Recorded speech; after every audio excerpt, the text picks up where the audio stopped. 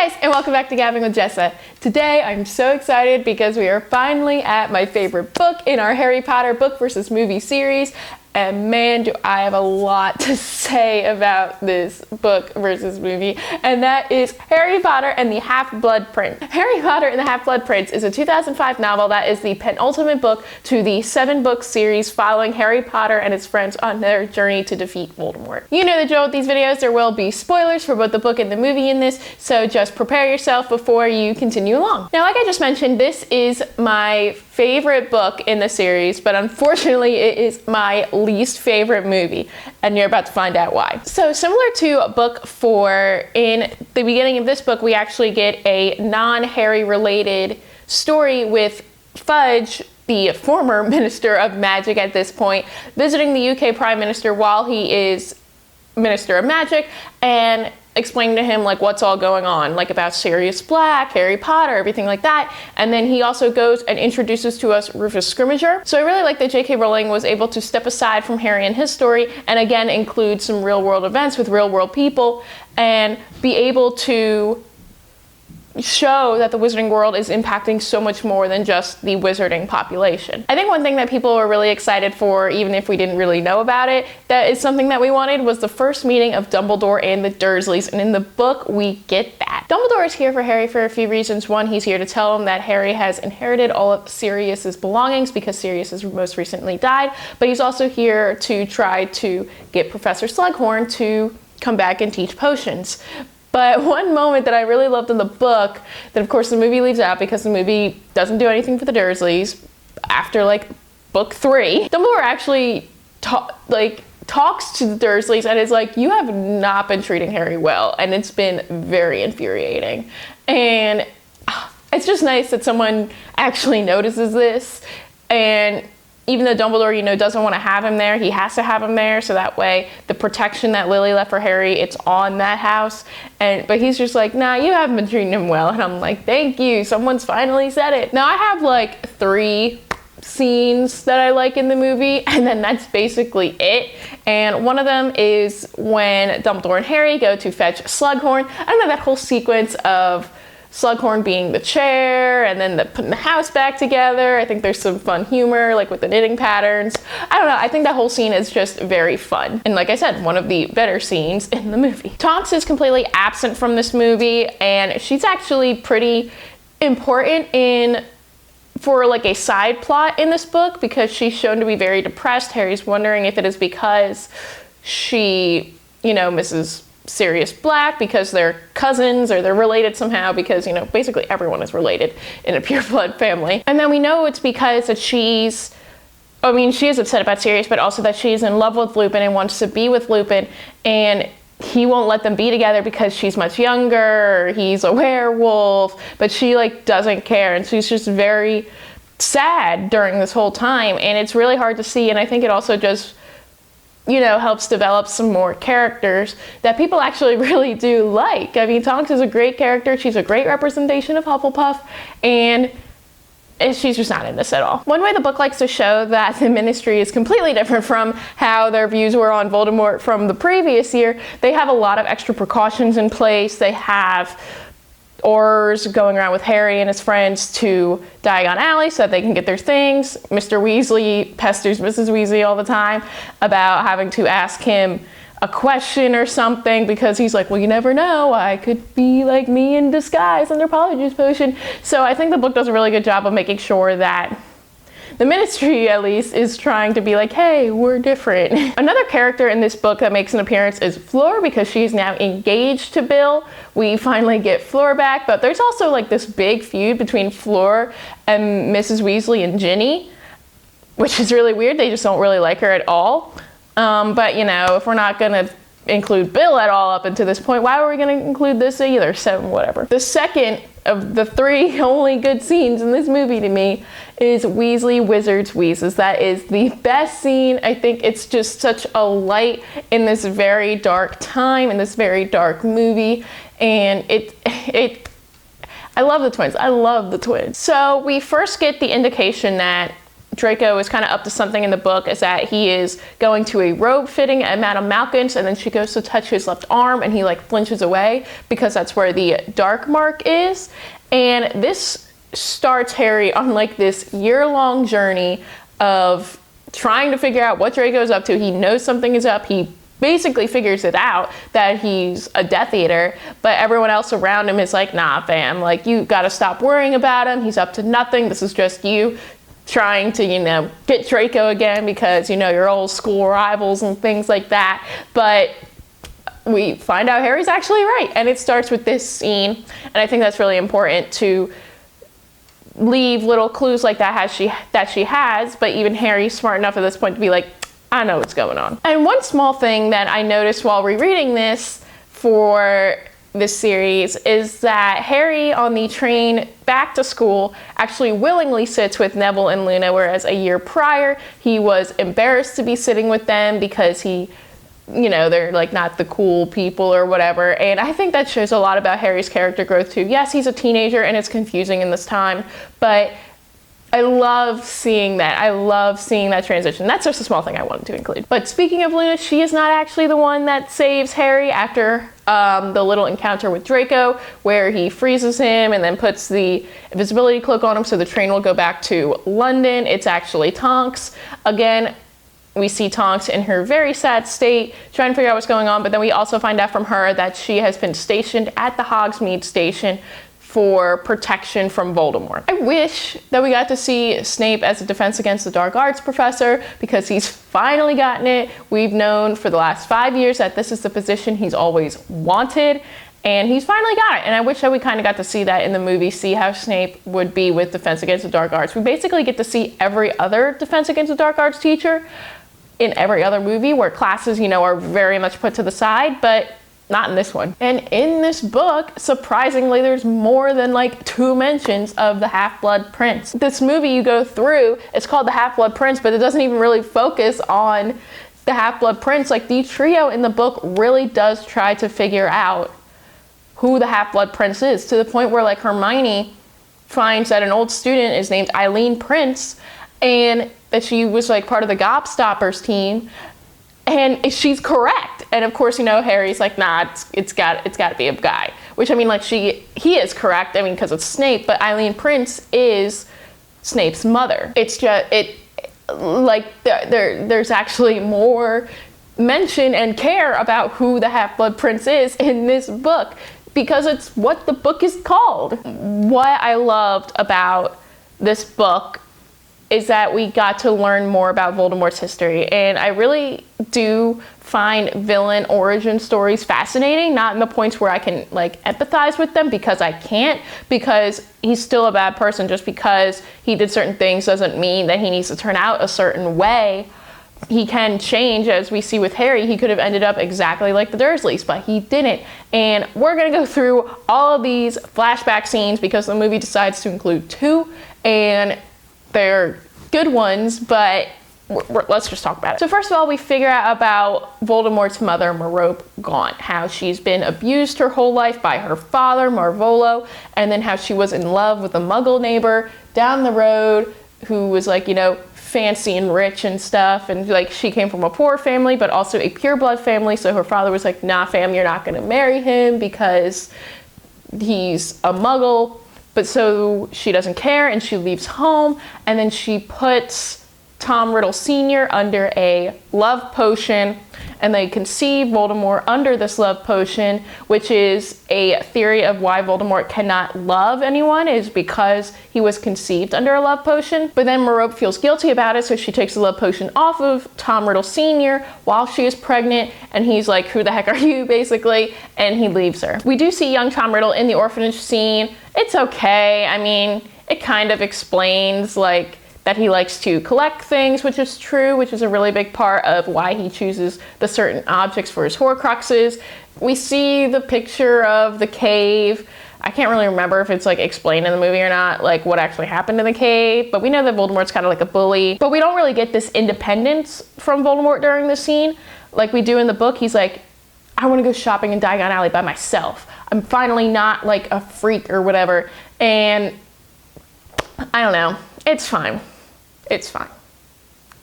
We actually get another scene with Morphin and Voldemort. Morphin is Merope's brother.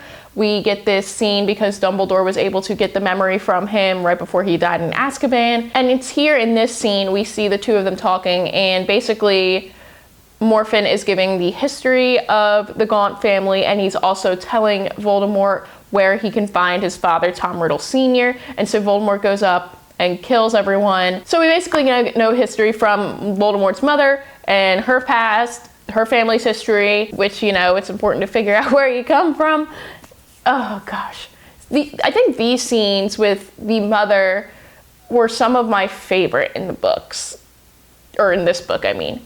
Like, I don't know, there was just something about them, and it was left out, and I'm very upset. We also get the scene with Voldemort and Slughorn when Voldemort's asking questions about the Horcruxes, how many he can make, yada yada yada. It's fine, whatever. And we also get two interesting pieces of history from Voldemort after he graduated from Hogwarts, and that is that he used to work in Borgin and Burke's, which is the Nocturnally kind of like dark magic shop, and this is where we meet Hepzibah Smith, and it is here that we find out that she has Slytherin's locket, which we actually did see on Merope's neck in one of the earlier flashback scenes because they are the descendants of Salazar Slytherin. But we also get Hufflepuff's cup, which is where she is a descendant from. We know that Voldemort likes to collect things, so he was able to get both of these things by killing Hepzibah Smith and blaming it on her house elf. This just shows that how much of a collector Voldemort was, but also that he really did care about Hogwarts, and he felt like that was his safe place. We do see that a little bit in book 2 in the flashbacks, where he's like, this school can't shut down, I need to stay here. And like, he cares about it so much that 10 years after his graduation, he comes back to talk to Dumbledore about trying to get the Defense Against the Dark Arts teacher position. And Dumbledore's like, I don't trust you. And he's like, well, then I curse this position. And then he leaves. I just wish that they included more of those scenes. Yes, they all take place at random parts during the book. This wasn't something that happened straight away, but I just wanted to mention all of the different flashback scenes in this moment right now. Quidditch gets no love again. Are we surprised? I'm not. Is there romance in this book? Yes, there is teen romance. There is learning how to express your emotions and your feelings, and there's love and there's jealousy, but the movie decided to take those parts that, yes, are important, but aren't the main part, and push them to the forefront. I don't know if anyone really asked for this. I don't know if I wasn't really aware of much things. I was like 10 when this book came out, so I wasn't that old when the movie came out, and I don't know if this is something people really wanted. I didn't know in 2009, I believe the movie came out in, is that they were like, yes, we need to have a teen romance Harry Potter because that is what the people want. I don't really know if that's what was going on in the Warner Brothers studio, but they definitely made this into more of like a romantic comedy or just like a teen romance movie rather than about Voldemort. The movie also added this scene at the Burrow where Death Eaters come and they destroy it. I think it was to try to show that there's still danger in the real world. It's not needed. But what was needed during these Burrow scenes, it was not the Death Eaters coming to attack, but learning who the heck Fenrir Greyback is, because now we have this very werewolf-looking man on the streets being hunted, and we're like, who is this guy? Like, he's wanted by the Ministry, he's gotta be a bad guy. We learn about his history with Lupin, how he is the one that turned Lupin into a werewolf. And also during this Burrow scene, we learn that Percy is still not really in touch with his family. He does come to visit them at the Burrow. Molly Weasley's very happy, but he's kind of like, I'm here on business, because he's showing Harry Scrimgeour. Scrimgeour wants to talk to him. Yes, we actually do get introduced to him in this book, not the 7th one. And I don't know, they're trying to talk about Harry being on the Ministry side, and he's like, nah, I'm on Dumbledore's side, and Scrimgeour's like, whatever. So I think they should have had like those in the book and not the weird fire scene we got. Whatever. Dobby and Kreacher are both in this movie. Yes, Dobby is back, which is why it makes his ending in the next book so much more impactful, I think, to the readers. Yes, he was a lovable character in movie 2, but we'll talk about that next time. And Harry summons Kreacher, but Dobby likes to come along to make sure that Kreacher's not going to be up to anything bad because of wanting to protect Harry. And they send him to spy after Draco because Harry's like, no, Draco is up to something. I need you to look after him for me. And so they get included in this too, but that kind of plot line isn't even in the movie. It's not replaced by Neville this time. It's just not in the movie. What I also really liked was learning about this really sweet friendship between Moaning Myrtle and Draco, because he's been seen crying in the bathrooms a lot, well, crying to her in the bathrooms a lot. And I don't know, I wish Moaning Myrtle was in this to show how stressful this was for Draco. We do get one scene before the Sectum Sempra incident between Draco and Harry that we do see him crying, but I wish that we got more of this, or at least more of an explanation from Myrtle being like, well, this is what's really been going on. And finally, the last good scene 3 out of 3 that is good, is the Felix Felicis scene with Harry trying to figure out Slughorn. I don't know, I think that whole sequence was just funny because he's like, so like, yes, I'm gonna go to Hagrid, and then like the pinchers part, I don't know, I think that makes me laugh. It's silly, but it makes me laugh, and I think that Harry does a really good job, or Dan Radcliffe does a really good job of acting the way I think people would act on Felix Felicis. One of the impactful parts for me in this movie, or in this book, was when Harry was like, I don't think I'm good enough to defeat Voldemort. And I'm like, yeah, you're a very average student. You're only really good in Defense Against the Dark Arts. And I like that Harry is acknowledging that about himself, that he's like, I don't think I'm that good. I don't think I'm ready. But then also Dumbledore being like, no, I believe in you. You are ready. You're going to be able to do this. So like, I liked seeing that. Harry and Ginny's first kiss in the book is so much better than it is in the movie, because it's after a Quidditch game that they just won, and it's just so much more them, because Ginny is just, she is such a great character. And again, I don't blame Bonnie and Wright, the actress, for it. I blame the writers, because I think they just decided to put her on the side when they shouldn't have, because she's great. And instead of that weird kiss in the room of requirement when they're getting rid of the book, it's just so much more them. It's also in this book that Harry realizes that Snape overheard Trelawney's prediction when she was doing the interview for the divination position to Dumbledore about him and Voldemort in the end that they're going to have, and Snape is the one that gave it to Voldemort, even though he only heard the first half of it. And Harry is very upset by this. He's like, I don't know how you could trust someone like this, because he is the reason why his parents are dead, and he's just figuring this out now. And he's very upset with Dumbledore about it. He's very upset.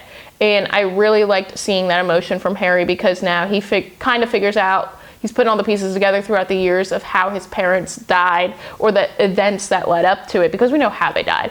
But it's very impactful to see Harry maybe starting to not trust Dumbledore, because he's like, if you trust Snape, like, how can you do that? While I think the cave scene was very fun and enjoyable and entertaining in the movie, I think the book does a better job of just showing how brilliant Dumbledore is during this time, figuring everything out. I think it's just a great way of showing that he's not just a great wizard, he's brilliant. So when they're up on the astronomy tower, Draco has disarmed Dumbledore, and he is trying to fulfill the prophecy, not the prophecy, but the task that Voldemort assigned to him.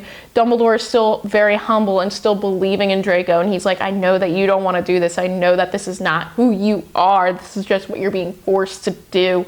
And he actually commends Draco about how brilliant he is for trying to figure out how the vanishing cabinets worked, fixing them. It's great to see Dumbledore trying to help another student that he knows can be helped before something bad happens. He knows he's about to die. Like, that's not trying to like make it so he doesn't die. He knows that he's about to die because Snape's gonna do it. I don't know, I think that it's really nice to see just moments before he dies, he's still trying to help people. And the movie just doesn't end all nice and sweetly with everyone raising the wands, which I actually did like that scene too.